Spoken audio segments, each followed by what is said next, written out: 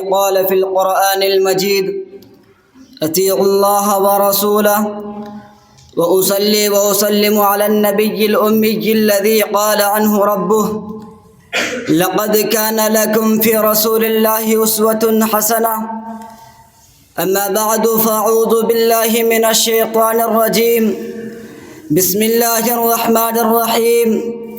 يا أيها الذين آمنوا أطيعوا الله وأطيعوا الرسول وأولي الأمر منكم، فإن تنازعتم في شيء فردوه إلى الله والرسول إن كنتم تؤمنون بالله واليوم الآخر، ذلك خير وأحسن تأويلا.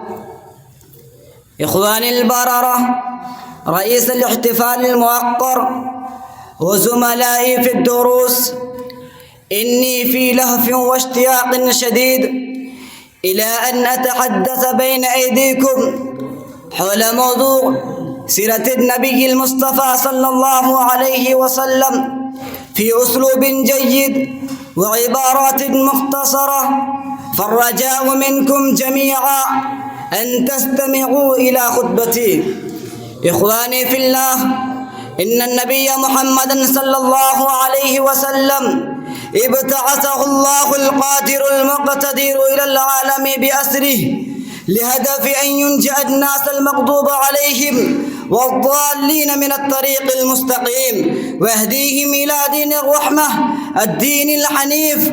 والنبي الكريم صلى الله عليه وسلم هو أفضل الرسل والأنبياء عليهم ألف ألف تحية وسلام. تولد نبينا وحبيبنا محمد صلى الله عليه وسلم في مكة المكرمة الواقعة بالحجاز في سنة 570 بعد المسيحي، وكان والداه ينتسبان إلى بني هاشم من قبيلة قريش، وهي أفضل قبائل العرب في الموطن والمسكن، في المأكل والمشرب، في الرؤية والفكرة. ارتحل والده عبد الله بن عبد المطلب في ذمة الرحمن، والنبي صلى الله عليه وسلم كان في بطن أمه الحنون آمنة بنت وهب. وعندما بلغ النبي صلى الله عليه وسلم 6 من عمره انتقلت أمه أيضا إلى رحمة الله، فقام عبد المطلب هاشم جده بكفالة النبي صلى الله عليه وسلم. ولما بلغ 8 أعوام من سنه انتقل جده عبد المطلب أيضا إلى رحمة الله، فكفله عم النبي الكريم أبو طالب.